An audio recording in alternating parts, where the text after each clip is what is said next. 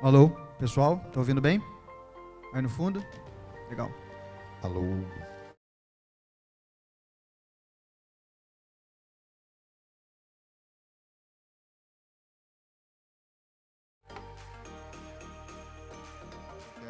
Love songs.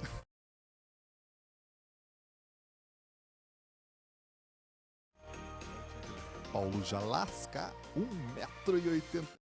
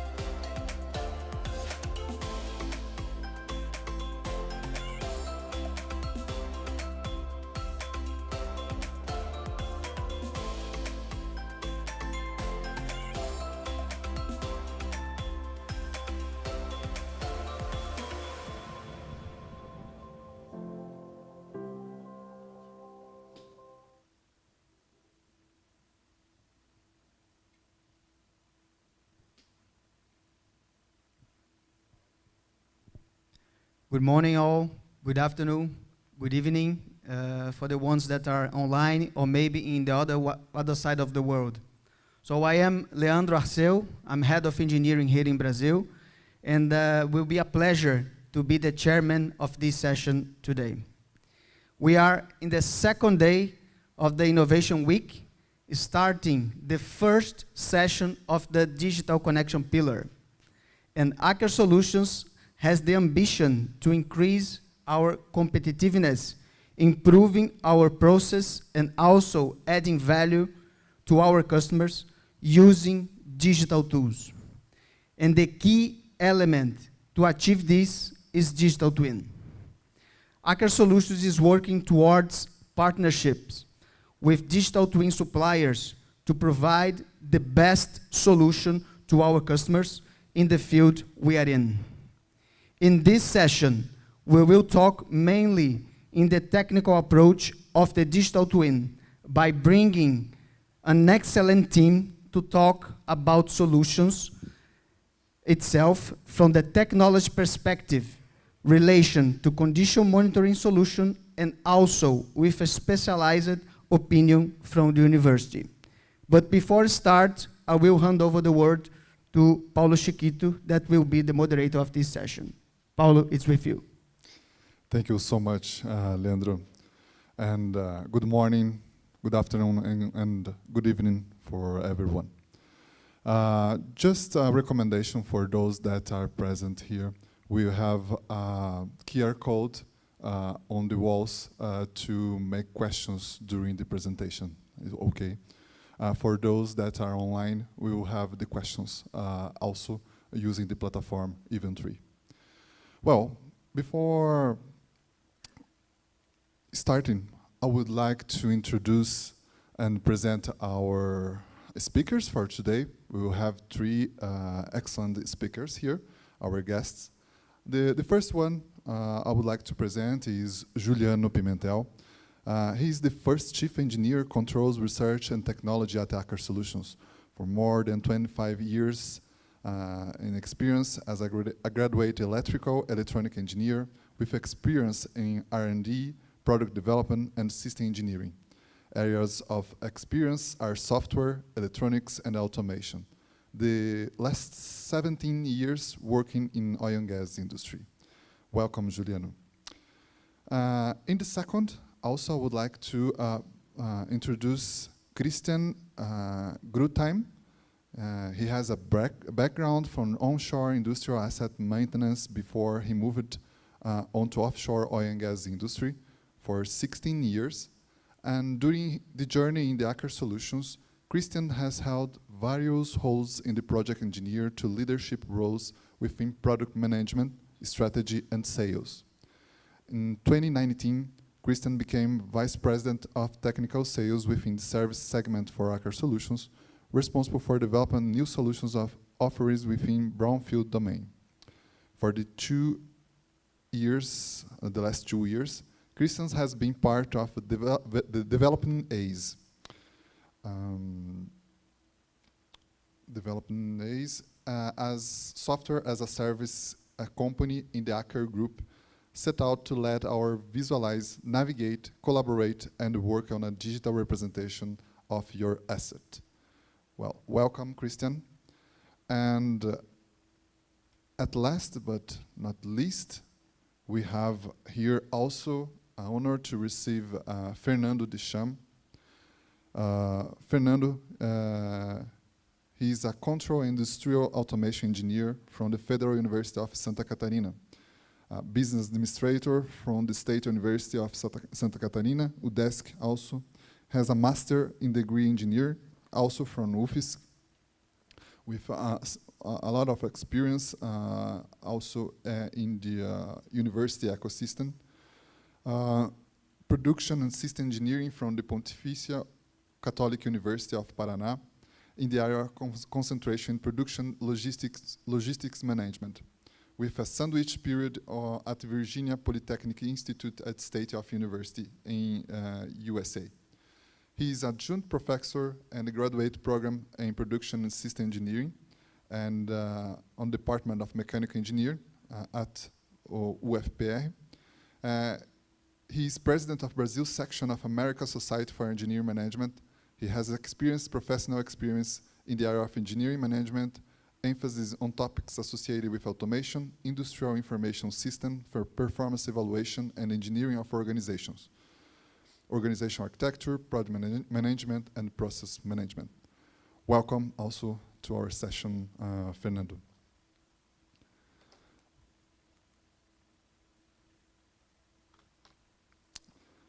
Well, then we starting talking about digital twins. And from the beginning, it's important to say and understand some concepts of digital twin, what we are talking about. We have several definitions from the literature. One example is Gartner. Gartner say that digital twins is a representation of a real-world entity or system. And the implementation of digital twin is an encapsulated software object or model that mirrors a unique physical object, process, organization, person, or other abstraction. But there are several companies that are developing solutions. There are a lot of concepts. And I would like to start with you, Christian. What is digital twin for AIZE? What is in practice in oil and gas industry and its benefits? Could you share with us, please?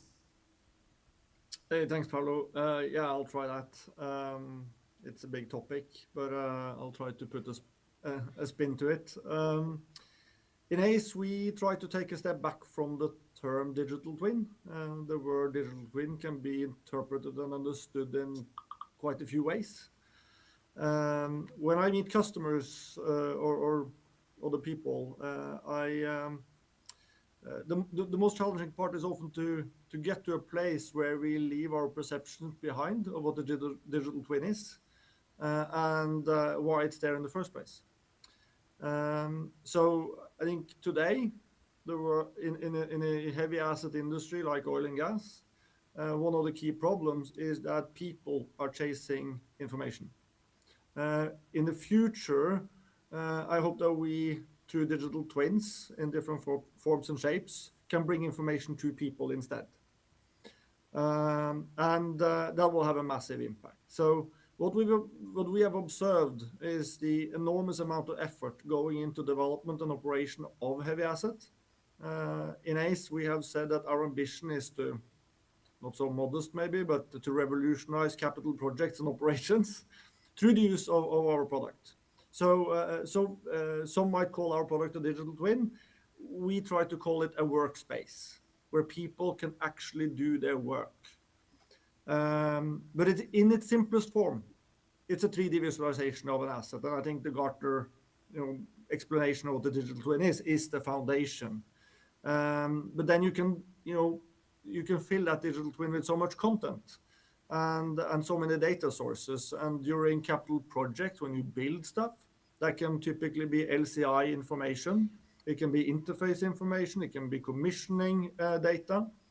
And then once that asset moves into operation, you'll backfill the twin with things like time series, integrity data, barrier data, or in some parts of the world, even weather data can be relevant to fill the twin with. So to me, this is sort of the basics of what a twin is and also a bit what it can be and what it can do for you. And on top of that, we would like this twin or workspace to affect how people work. A lot of work in the oil and gas industry today happens in silos with information shared through emails, PowerPoints, kept on local drives, etc. And it takes so much time to share information. Often you realize you work on outdated information. You make decisions based on the wrong information. And so that's some of the things that we would like to challenge with introducing a twin or a workspace to the market. Yeah, and then you asked me sort of the practice in oil and gas and benefits. There are many benefits, I think. It's a wide range of them, because what we look at in AIZE is the whole cradle to grave idea, where you introduce the concept of a digital twin on day one when you start the first engineering work, and then you follow through to the end of life of the asset. And there are many pockets of value across that long journey. Yeah, today the industry has massive rigor around how they orchestrate formal information flow and handshakes across disciplines and across layers of vendors, from partners to oil companies to EPC contractors to suppliers. There's so many people involved in massive projects. It can be tens of thousands of people involved. And today, many of those guys are not working on the right information, the latest information, not the same information. And that leads to so much downstream rework and quality issues that I think we can do a lot with in the industry. Okay, thank you so much, Christian, for this explanation. And it's very important when we discuss about digital twin, as you say, it's all data involved. And many people think that digital twin is just the 3D model representation of an asset that is beyond of that. Juliano and Fernando, do you like to add something of this view of Christian regarding digital twin? If I may, so hi everyone. I think that Christian's definition is a great one. Usually in research, from a research or an academic perspective, we like to say, as Christian mentioned, that the digital twin is not only a digital model or a virtual model of an asset or of a physical object. It is an ensemble or a group of technologies that are applied together. It's rather a concept in which these technologies they interact so that they provide the actual exchange of data or exchange of information so that you can extend the functionality or the operation of the physical object. So it is an ensemble of technologies that realizes this data exchange concept related to the use of a virtual model. So in that sense, you can have digital twins for products, for machines, for production processes, for any kind of like physical object or groups of physical objects that you think that you have in your operation or in your company. Yeah, I want to add as well that been dealing with customers that they are putting a lot of effort on having an autonomous operation, more and more going into the autonomy, and the digital twin will really enable the level of autonomy that they are looking for. So they want to have really unmanned operated platforms if needed. Remote operations from shore. We could be doing operations from home, but that has to be done in a safe mode. So, and that to be done in a safe mode, you need to have a twin. You need to have a model where you can really trust upon and take your decisions based on a trustworthy condition. And that's, I think, what the industry is aiming for in the coming years, so that this conversion into the digitalization and the digital twin is really urgent. Thank you so much, Fernando and Juliano. Juliano, I will keep this in mind regarding the condition monitoring, as you say. I will put this question after. But I would like also to understand from Christian how to integrate AIZE portfolio to Aker Solutions contract. Yeah, so that's a good question. Absolutely, it's a place where technology meets commercial arrangements, I guess. But what we've already started to do between Aker Solutions and AIZE is to, during projects, to invite operators and customers into the digital twin already from day one in the project, and allow them to come into our, call it our joint world between AIZE and Aker Solutions, and work with Aker Solutions employees on solving problems on the actual 3D model, with the documentation linked to it, linked to the different tags on the asset, etc., etc. So I think we've started on that journey, Paulo. How that will sort of materialize in offerings also beyond the project phase in the future and into the operational space is something we have in front of us. But I think that's part of the journey to explore and find out. But once you built a true digital twin through the project, I think we at least have created a platform for having the right discussions down the road. Looks great, Christian. Integrate the product portfolio from AIZE and the projects that we have for the future. Okay, Juliano, now about the condition monitoring that we were speak on the last question. As Aker Solutions, can we use the digital twin to monitor potential failures? And how can we use condition monitoring?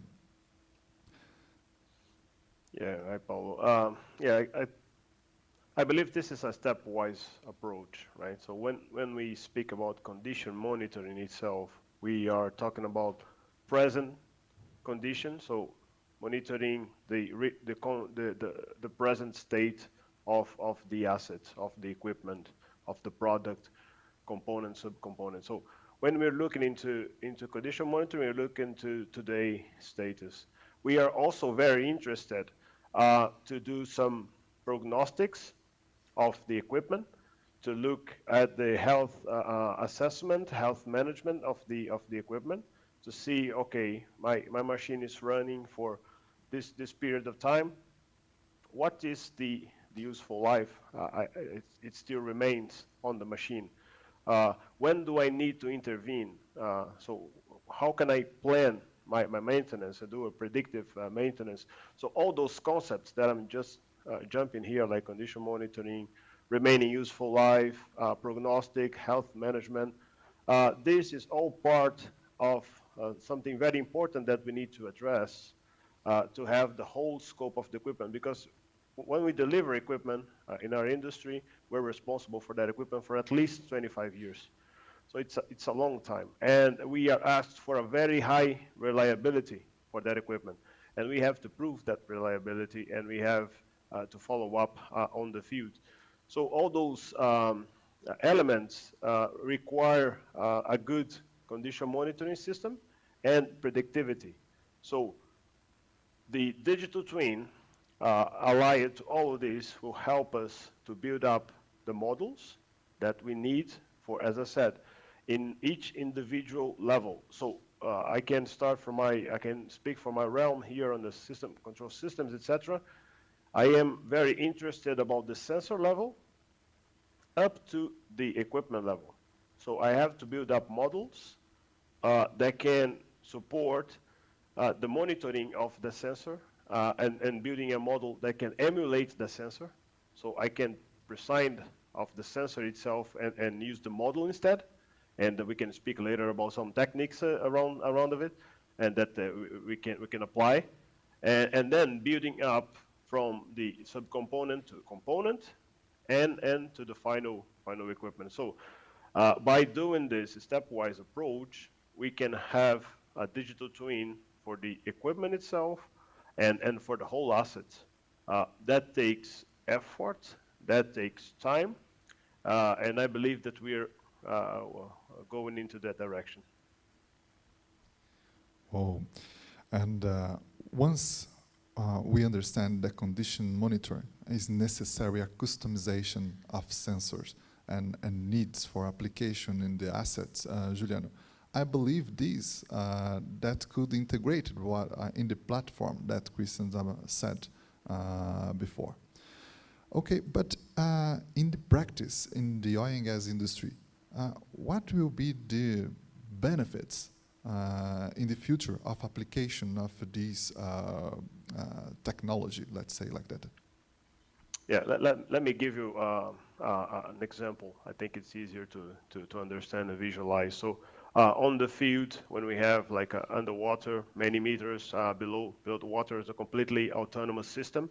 And then you need to keep control and track of how much your well is producing and how much out of that is oil, gas, water. And then you have specific equipment doing that. So they have a sensor called MDFM, multi-phase flow meter, for instance. And normally, customers ask for one multi-phase flow meter per reservoir. So that they can keep track of how much oil or gas you're producing out of it. This equipment, they are very interesting. They got a very high content of technology, but they require quite often calibration and keep tracking of it. So if you understand, when you are in the lab commissioning the equipment, then you take the sampling from the well, and then you know how the well is behaving at day one. But that changes quite fast and quite often. So you need to keep like recalibrating that equipment. So having a digital twin of that equipment can allow you to build up around some techniques, for instance, machine learning techniques, that can build up the model in a way that from the features, from the inputs of that equipment, you learn what are the outputs. You learn what are the fractions of oil, gas, and water, for instance. And that could, in the future, allow you to having on a field where you have multiple reservoirs, having the multi-phase flow meter on a few reservoirs, on a few Christmas trees, the equipment that goes on top of the reservoir, and not on all of that. So that will bring like cost savings, and that will bring also more automation and digitalization into the field. So building this digital twin for a single sensor brings some economic aspects, benefits, and also operational aspects. So if you imagine from this example, having that across the field, across the asset, whenever you can do a similar approach, then the digital twin will bring enormous benefits. Okay. And I was interested in what you have said, Juliano, about machine learning. And what is the role of machine learning in the condition monitoring implementation in a full performance? Well, yeah, so that's an interesting question, I guess. So I think if you look at different industries, there are different stages of utilization of machine learning. Of course, when you look at the automotive industries and especially when you deal with the large data sets, then machine learning is completely spread out.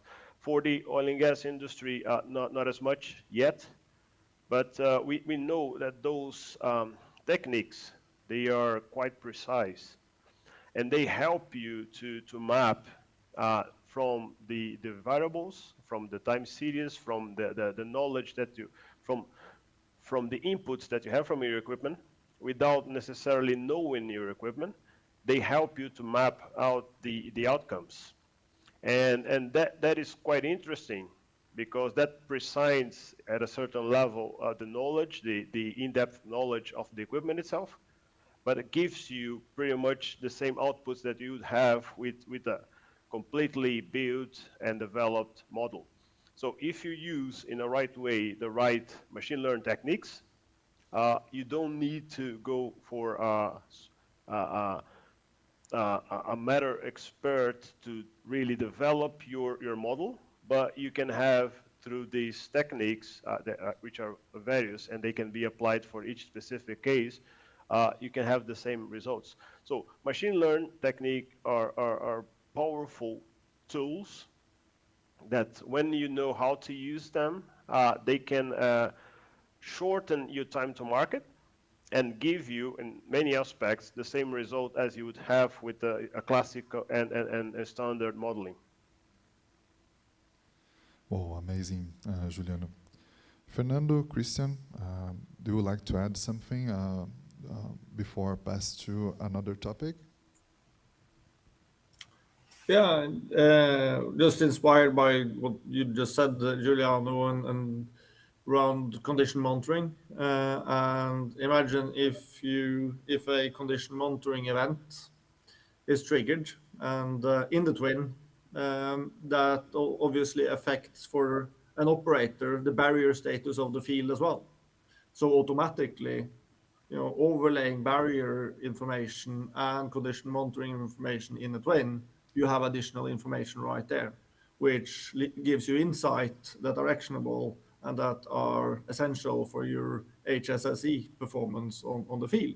So there are so many, and this is just one example, but I mean, this overlaying of different data sets in a twin can give you so many perspectives that you don't get out of an Excel sheet. Okay, thank you.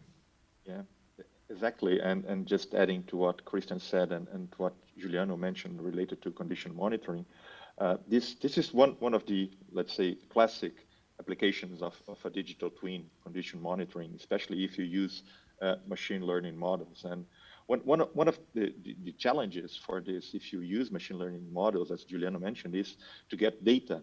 And one of the problems is the imbalance of data that you have. So you usually have much more examples of a good behavior of the system or of the asset that you are monitoring than of bad behavior. And it sometimes becomes a challenge for you to train your machine learning model using this imbalanced data. Because it would be like really the model will have an incentive to say that everything is all right if eventually more than 99% of the time it always behaves properly. So that's one of the challenges that we see in our applications and particularly in research is to deal with this data imbalance. Yes, completely agree with you guys. Well, now Fernando, I have a question for you. You have been studying the digital twin topic in several different aspects, correct? And what can you say about digital twin applications, but now in different industries, such automotive or others, if you could mention? Could you please share with us some examples with us? Yeah, sure thing. The digital twin has gained a lot of momentum lately, especially in industries such as automotive, in which you are really like cost driven and efficiency driven. You want to make the most out of the assets that you have, but also in other industries. So I'll share some classic examples, and then I'll talk about a little bit about some of the research projects that we are doing, particularly in the automotive industry. So one of the classic examples of the digital twin, and we as a research group learned this some time ago while we were conducting some research for a doctoral dissertation in the UK, was that you already have airplane engines that are instrumented with like different sensors that capture measurements regarding the operation and the wear of the components of the engine while the plane is in flight. Let's say you take a flight from Curitiba to Europe, you might end up in a plane that is operated by a carrier that has an engine that is fully instrumented. And this data goes to a cloud environment, and the data from this engine is processed through models. And these models of the engine, then they can be, the data that is generated by these models can be analyzed by like maintenance analysts, and they can assess through the simulations that are performed in this system the future state of the engine. And they can decide, for instance, whether a particular component, let's say the engine fuel pump, needs to be changed due to wear and the wear profile that it is exhibiting that is a little bit more accelerated than usual. And this analyst then can make a decision and dispatch a maintenance team directly to the destination of the flight. So you don't lose time having to take this plane to another location to maintain it. So you do it already on spot when the plane arrives. So these systems already exist, and some of the major aircraft engine manufacturers they provide this kind of system to their customers. So that's one example that affects our lives, and we don't even notice that sometimes. Now regarding the automotive manufacturing, so one of the projects that we are developing is something like this. Imagine that you want to get the car in a car manufacturing plant. You want to get it to the end of the production line as close to its geometrical specifications as possible. And the problem sometimes is that you do have along the way many different processes, and each one adds some kind of variability to the geometry of the car, and might be like really tiny geometry variations, but they sometimes add up. And well, these processes, they include the ones that you use to manufacture the car body or the car chassis, or the ones that you use to assemble parts onto the car. And these parts, you may have manufactured them yourself, or you may have purchased them from another supplier. It might come to a point that when you get to like a certain station, a certain assembly station, it might get to a point that these tiny deviations that you have in geometry, they add up, and they just despite that you have the car completely within the specifications that you have for that car, it won't allow for the car or for a part to be assembled. Let's say you are trying to put a headlight into the car. So one of the projects that we are working on right now is to kind of like use the data that is being collected throughout some of the inspection stations of the car body manufacturing line, and use it to construct a virtual representation of this car body. So this car body will have like the actual measurements and will account for all of the geometrical deviations that it has, so that we can assess whether a specific part is going to assemble smoothly on that car or not.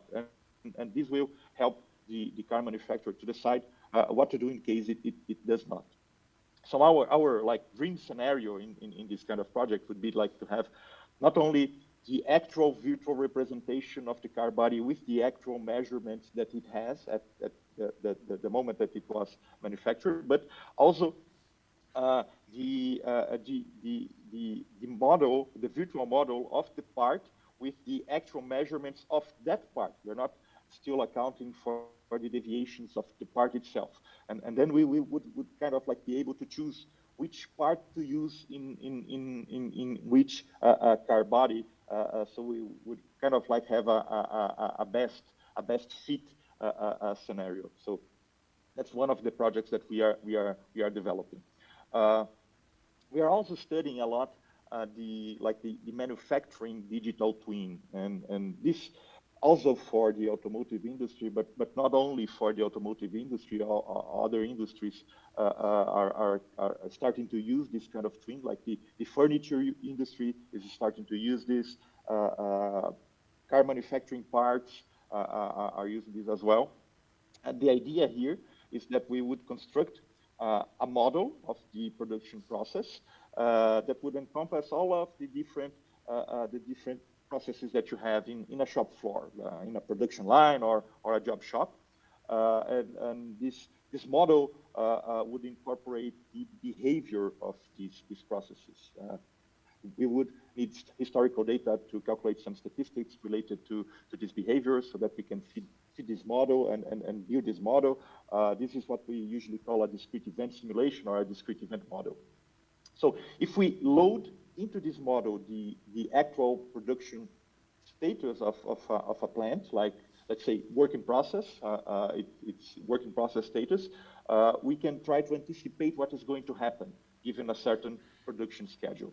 And we could use this twin to assess whether we would be able to meet deadlines of a production schedule, evaluate different production scenarios on the go. We could estimate when we could deliver an order, so we would facilitate planning. Or one of the applications that we have already developed, it's deployed, is to use it to find idle machine time or idle station times within which we could schedule preventive maintenance activities, given the time range in which this type of maintenance might occur for a given machine. So it would be kind of like an opportunistic, we say opportunistic maintenance strategy. That's really like production processes or manufacturing processes twins. They are kind of like enhancing the capabilities of what we call the manufacturing execution systems. And sometime in the future, it might come to a point in which they will kind of like merge. They will be kind of like the same thing. The manufacturing execution system will kind of encompass this whole concept of the digital twin and would use data and models to improve the way that it manages production. Amazing examples, Fernando. And I was wondering why you were talking about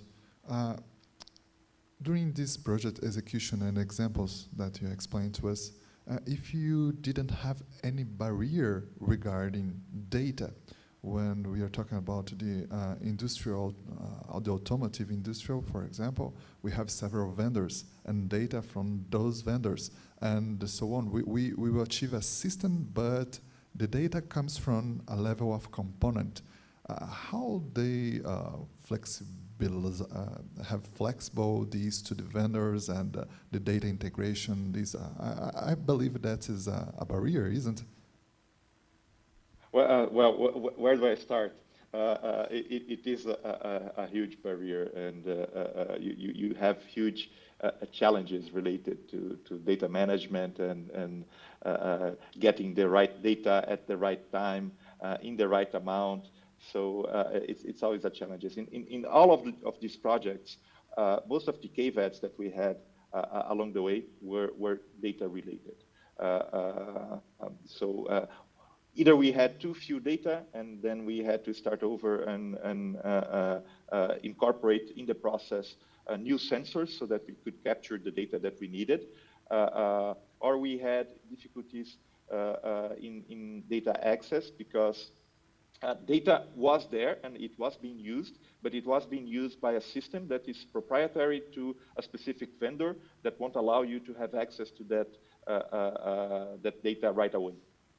So we had to contact the vendor and to establish a relationship with the vendor to be able to access the data. It's not simple. There are what we say huge interoperability barriers regarding the interconnection of the different systems and how you are going to get the data and make this data flow more seamless. Just an add on to all of this, we do have a project that we are also developing, and this one I feel that it is going to be a forever ongoing project. But we are kind of like trying to study what we are calling the data journey from inception to use, so that you would have a better view of the data that you need at one end to be captured by the physical system, and on the other end, the information that is being generated by the processing of that data through several steps along the way. And when I say these several steps along the way, I'm saying how this data flows through different systems, and how it goes from being a data that is free, that you can freely collect from your physical system, to being like proprietary, or to being stuck in a system to which you don't have access to, and then how you would assess this whole chain of data processing steps, and identify the ones that you would have to pay more attention to in order to increase the level of interoperability along the way, so that you get the information that you need from the data that you have. That's going to be a long journey, we know, but the idea here is to like enhance awareness of these kind of problems that are data related and data centered, and make people realize that it's not only the concept of the digital twin, but also the implementation process and how you go along defining sources of information, and how you use that information to get what you want. Oh, all regarding collaboration, isn't it? Yeah. Yes. I have another question. This one is for you three, Juliano, Fernando, and Christian. And I believe that everybody is concerned about what is the future for digital twin in your point of view. What are the business tendencies in oil and gas and others, and technical development of this matter? Christian, do you want to start? Yeah, I can try. I think I'll try to answer that with the fact that, once upon a time there was a guy called Henry Ford that developed a car. Today there are many different kind of cars, and they all coexist in the world. And it's the same with digital twins. There are digital twins being built today, and there will be multiple digital twins in the future. There will be on an oil and gas asset, people offering you a digital twin for a valve, and there will be people offering you a digital twin of the entire platform. It might be necessary to have both, and they need to coexist, and they need to speak to each other and exchange information and learn from each other. So I think it's important that all of us in this industry are, open to that, and open to the fact that we need to share data, and we need to let data flow from one system to another, to what you said, Fernando, and allow that people to be creative on top of the data that you have, because they might create insight and understanding that you're not capable of, and I'm not capable of, and then it lives its own life, and yeah.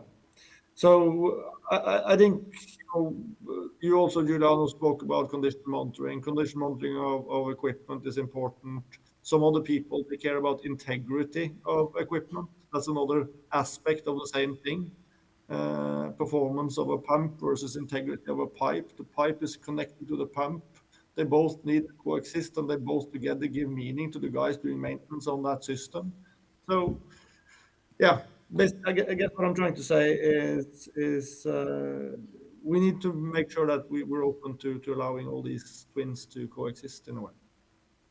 Okay, Christian.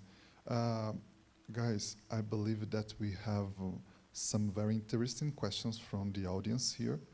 Right, Leandro? Oh, yes, Paulo. I was just checking here. We have a very interesting question from our public. The first one is addressed to Juliano. How condition monitoring and digital twin can support the inspection management in the field? Yeah, it's a very, very interesting question. So I was talking about unmanned operations, unmanned platforms, remote operations, and that's a trend that we are seeing these days with the customers, and because this add on the safety, this add on the operation, and that reduce the operational cost, etc. Um, and and then it brings an element to rely on equipment reading over then sending a diver, over then sending an operator to go and check that very instrument, right? Once you build up a model and you have like hours accrued to that model that they just don't diverge from the real equipment, you start building up confidence on the equipment itself. So condition monitoring, having the right sensor at on the right equipment, that builds up the safety, that builds up the knowledge that the equipment is operational, and having a model built around that with a digital twin gives you the facility to operate that from anywhere, you know, in the world. And if you think of that, our assets, if you think of industrial plants, they are not getting less complex. That's a bit of the other way around. They are getting more complex. So we're adding now, like, for instance, offshore, you're adding like a renewable plants, you know, alongside, conventional plants and etc. So you need to coexist with different protocols, with different communication manners and all that stuff. So all of that needs to be built together around a common framework, and all that needs to report the right value, the right number. So digital twin for future and condition monitoring, they are of foremost importance for the future of those plants. Okay, Juliano, thank you. Thank you, Juliano. We have another question here for Christian. With so much sensitive data being collected by digital twin, what is the cybersecurity measures to be considered and implemented alongside technology? Yeah, important question, especially in these days, I guess, with the things happening in the world. Yeah, that's super important. And being a company developing a cloud-based software as a service digital twin offering, that needs to be right, left, and center of what we do. We need to comply with the stringent requirements out there when it comes to cybersecurity and stuff like that. And I think we also need to be part of, pushing the regulations for that moving forward, so that it is safe. I would, though, not to say that this is not important, because this is super important, but I would also say that a lot of what we do in digital twins is to provide the information to users that they already have access to through other systems. It's just that we do it in one place. So from that perspective, the challenge isn't much different from what we have today and what the data ops and IT management deal with today in oil companies. We will never own the data. The data is always owned by the owner of the data, which is our customers. And yeah. Thank you so much, Christian. I have another one, Christian, is addressed to you here. Why do you think we not see more operational twins online in oil and gas market, given that technology itself is already well advanced? Yeah, why is that?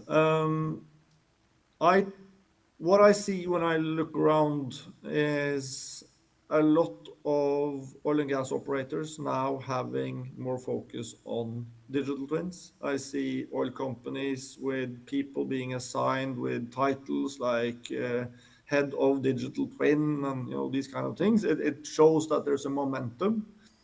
I see RFIs out in the market for these kind of things. I see pilots out there of where operators are curious and they want to try out and test and compare the different solutions that are out there. And maybe we are on the brink of this being more widely commercialized. Yeah, but it's a maturity thing, Paulo. It's going from a place in time where everyone talked about digital twins to a place now where we talk more granularly about what it is and what it's going to do and what purpose it's going to serve. And Juliano being quite specific on some of the elements around condition monitoring, and there are other applications Fernando talked about that require different solutions. Yes, completely agree with you, Christian. The maturity of the market also, it's very important.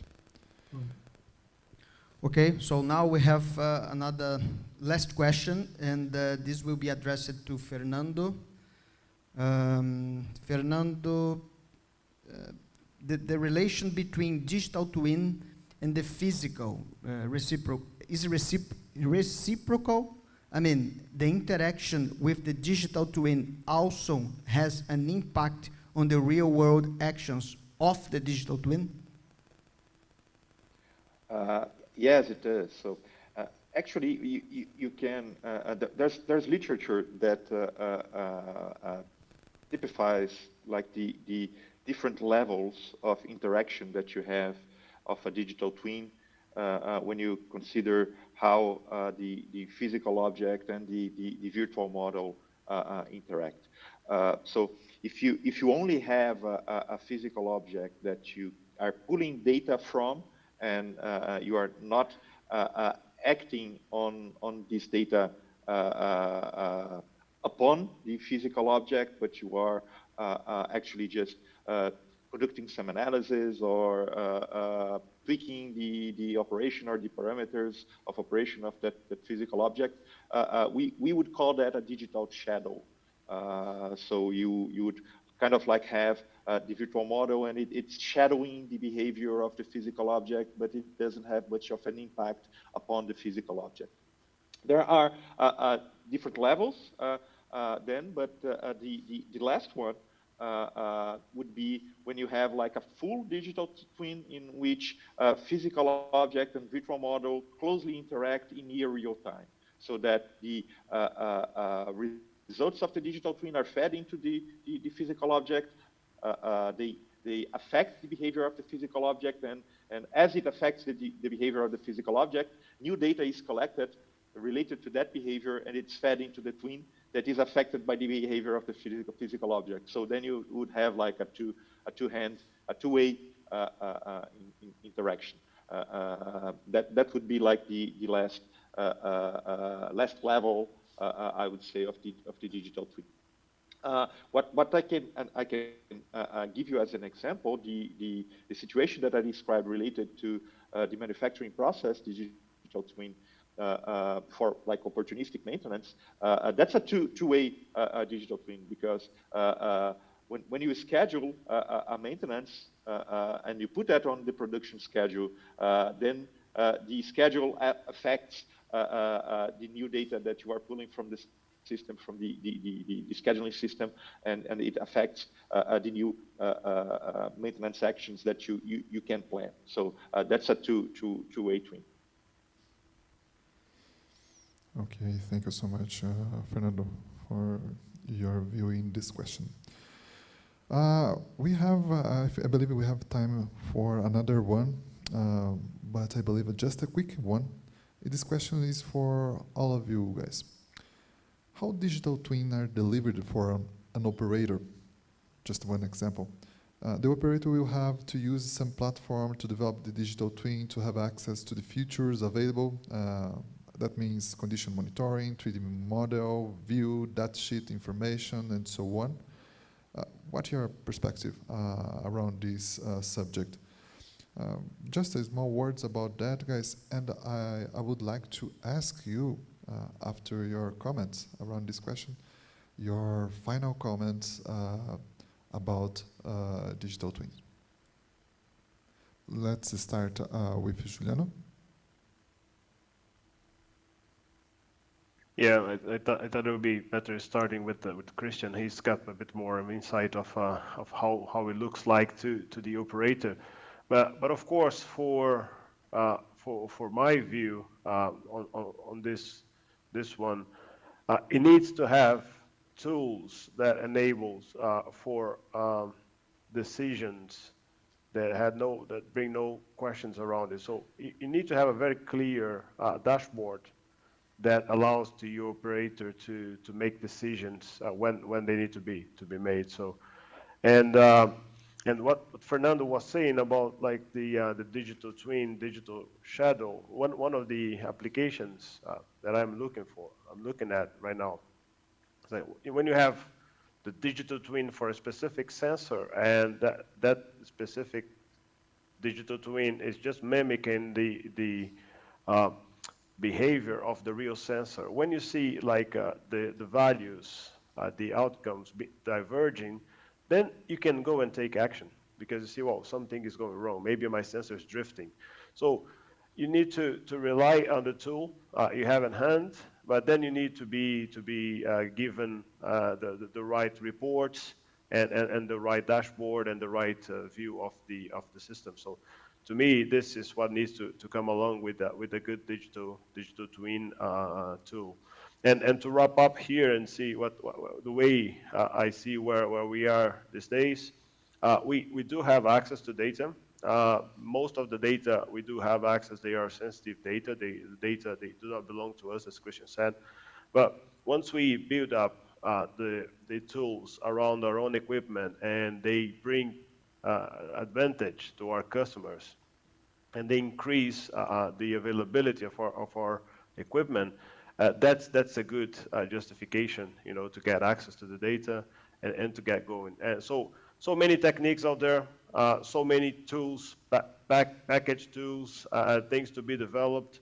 I think that we just need to ramp up, speed up the pace and deliver it, because this is really a very important tool. Back to you, Chiquito. Thank you, Juliano. Christian and Fernando, if you have a brief comment around that.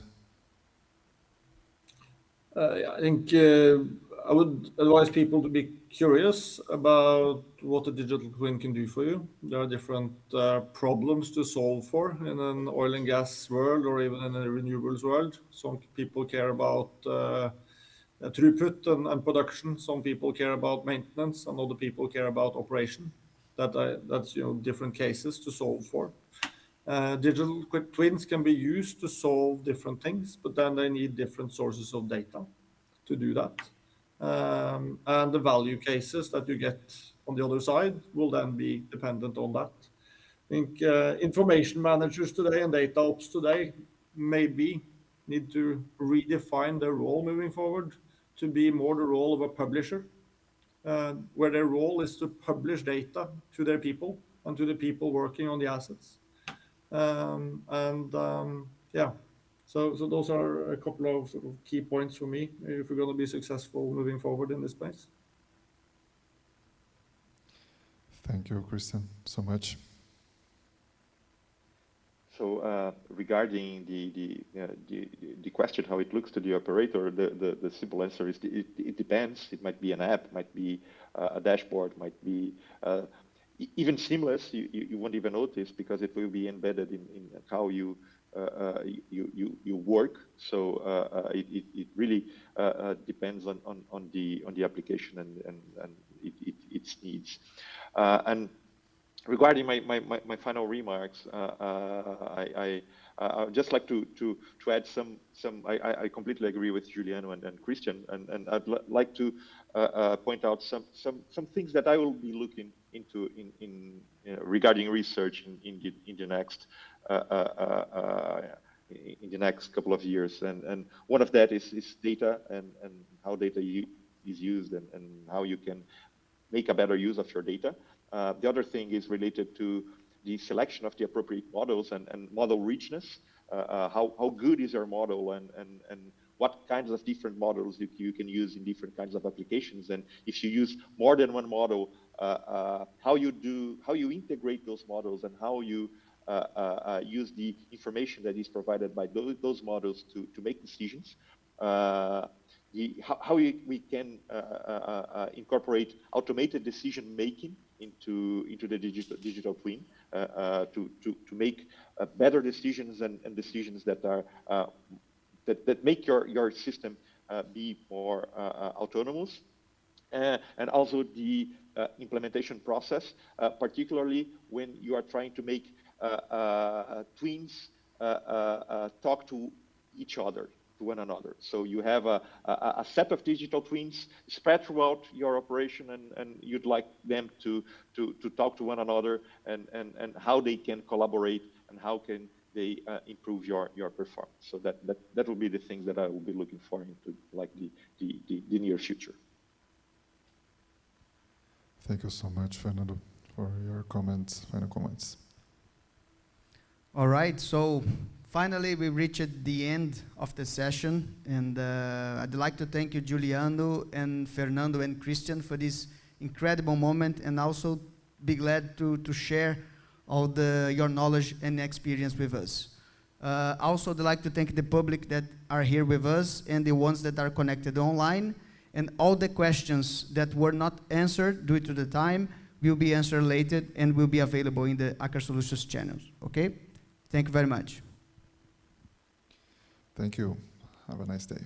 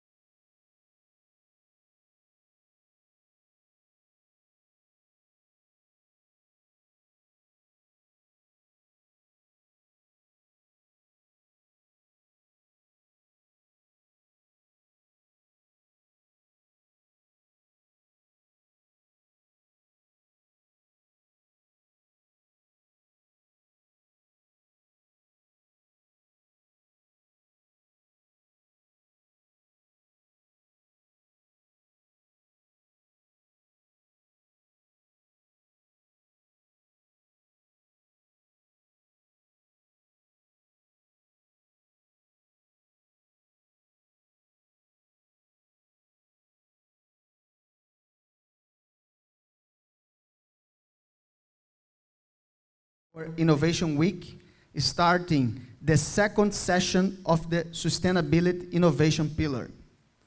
As you know, the global climate change is not a future problem. Changes to Earth's climate driven by increased human CO2 emissions are already having widespread effects on the environment and in our lives. There is no doubt that it's mandatory to reduce CO2 emissions and other greenhouse gases from energy production. But how to do that if energy demand is continuously increasing? And that's why we are here, to talk about some technologies to enable to produce more energy with less emissions. But now I will hand over the word to Paulo Chiquito to introduce the participants and moderate the session. Thank you. Thank you so much, Leandro. For those who don't know me, my name is Paulo Chiquito. I'm a Research, Development, Innovation Lead in Aker Solutions Brazil. And I'm very happy to introduce our speakers today, very special speakers. And I would like to introduce first Runa Vestager, the Vice President, Subsea Energy Transition and Low Carbon Solutions, that joined Subsea after completing his master's degree in mechanical engineering from Norwegian University of Science and Technology in 2002. And he has a broad competence within subsea technology, including subsea compression and pumping. His main focus the later years have been the subsea energy transition and decarbonization of oil and gas production, developing sustainable solutions for the future. Runa has held numerous technical and management roles within Aker Solutions. Thank you, Runa, for being participating with us. And also, another very special guest here. We are glad to receive Fábio Menezes Passarelli. He has a degree in chemical engineering and postgraduate degree in petroleum processing engineering from the State University of Rio de Janeiro.